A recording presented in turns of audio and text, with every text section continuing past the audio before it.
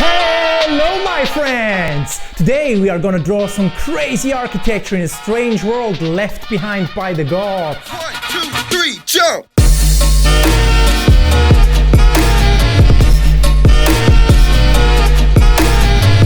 Welcome back to the second episode of my Let's Draw series. My name is Pascal Heinzelmann and this is my trusty sidekick, Stock Footage Dog.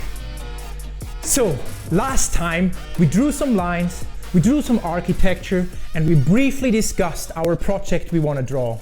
I see Vikings, but they're not ordinary Vikings. No, they know the gods are real because they feel their blessings, they feel their curses, and they see their wonders from a time long ago, from when the gods used to live in this world. These Viking people worship the artifacts and the structures from the gods. Some seem to understand their secrets more than others, but the true power of the gods is only known from songs and tales. Yeah, kind of. So today, we're gonna explore the first designs of this world. And as always, we're gonna start with a simple exercise. Well, I say simple, but according to renowned supreme designer Sir Julius Clickbait, it's one of the hardest things to draw.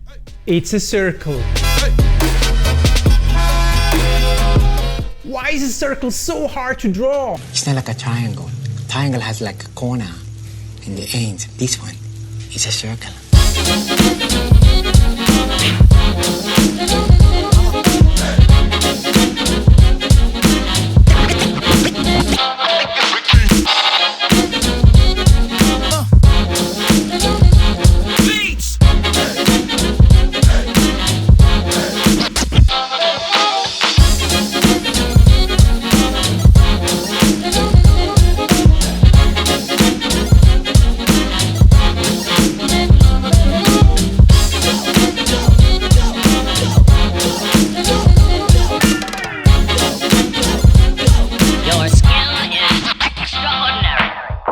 Is it really that hard to draw circles? Well, if you're happy with glorified potatoes like I am, it's not that hard. But if you want to draw a really great circle, like a perfect circle, it's almost impossible.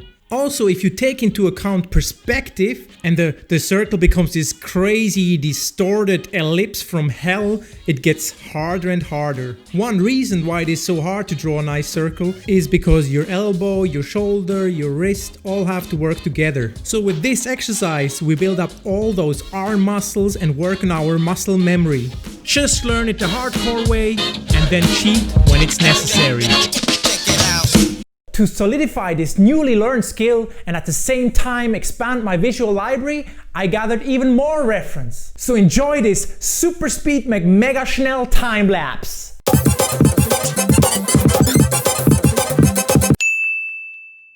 And I even drew more reference. I really believe that drawing reference is important. So whatever your project is, gather tons of reference and start drawing. So for now, I'm still converting every image to this flat view to get familiar with the proportions and the shapes and the overall design language of the subject without worrying too much about perspective. Not everything I'm drawing here is going to end up in the final design, but it could inspire it, even if it's just a certain detail, a shape, or the way it works. So if you want to take a closer look at these, I will post these and maybe some time lapses on Instagram, link in the description.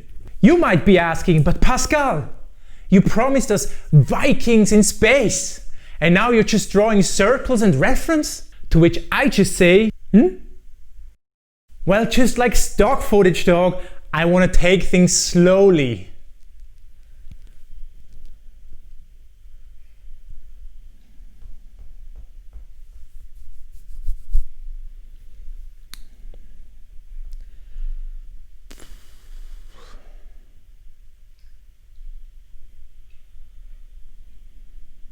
Maybe not that slow. So for the foreseeable future, we will be working on world building. That includes architecture and environments, characters and costumes, props, tech and vehicles, and last but not least, plants and animals. And to tackle those different designs, we basically use 3 methods. We design in a 2-dimensional flat view. We design in a 3/4 view where we put the objects in 3 dimensions. We design within the scene where we have to worry about perspective, we have to worry about composition, we have to worry about flow, we have to worry about shape language, and at the same time design cool stuff. So now you know what I'm gonna do in the foreseeable future. Unless of course I give up after reading the first mean comment.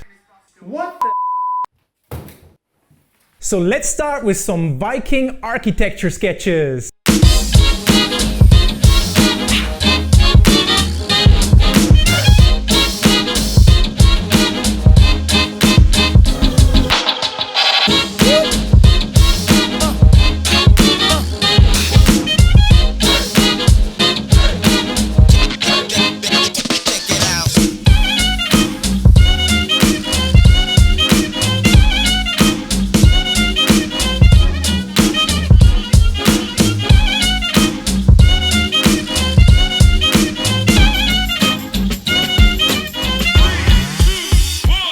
Vikings in space. When you first hear that term, what probably comes to your mind is spacecrafts and space technology inspired by Viking cultures, by Viking ornaments, with Viking characters and mythology. I try to go a different route. It's almost the opposite. This time, it's not spacecraft inspired by Vikings, it's the Vikings that are inspired by space technology.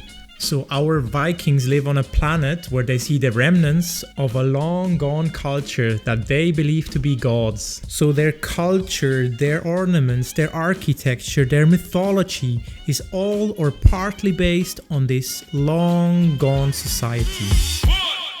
So here we have it! The first design sketches from our world. I mean, overall, I was pretty shy and some of them still look very close to what the reference is. I didn't go too crazy yet. I really like this shape here that I got from this part here from a satellite. Here I had the crazy idea of using cables instead of straw for roofing. Maybe in this world they have places where something like cables grows out of the floor and they use it as a resource. So let me expand on my favorite concepts here and let's see what happens.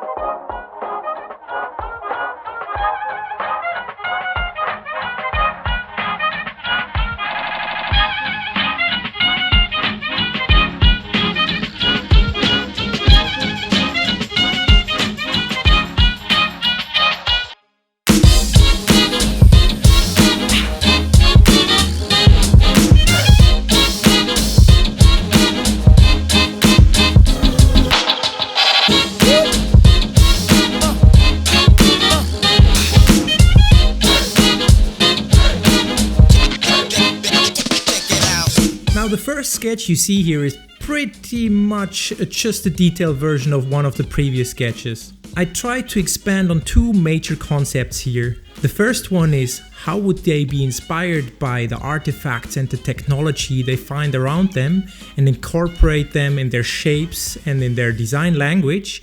And the second one is how would they use the technology and the artifacts and the things they find in this world. In this sketch you can find the cable for roofing, you can find the first artifacts in front of the house that indicate some sort of technology being around. And I explored that arch structure that could be inspired by some huge structure that is in this world. We are still in the so-called blue sky phase where everything goes and you just try to explore the world and everything that could be possible. So in this second sketch I really go overboard with this whole cable for roofing material idea, but I think that's okay because nothing is final. Right now it's just about having fun and exploring the world and getting all the ideas out, also the bad ones. Now in this third sketch I play around with really big tubes, they're almost like soft pipes. It's based on, I think, Icelandic architecture where it looks like the building is kind of a hill structure, except for this time the hill is made out of pipes. As for the reasons why they would use cable or pipes for roofing, that could really be anything, and that could inspire our story. It could be that this somehow protects them from lightning storms or some other magnetic or electric field that is on this world. So everything we draw, everything we design can inspire the story, and then on the other hand, the story inspires the design again. Okay, these are pretty crazy, I admit it, but again, we're just playing and slowly finding our way. Now, if these were digital, I would play around with proportions, I would put pieces from one building to another building, and I would just flip stuff and do all sorts of stuff. But since it's traditional, I have to redraw them every time the hardcore way. And this is what I will do until next time.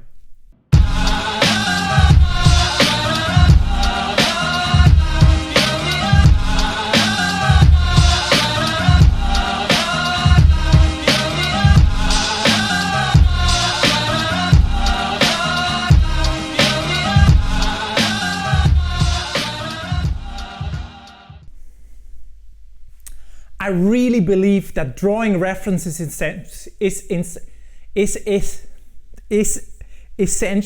essential. I really believe that drawing reference is essential, is important.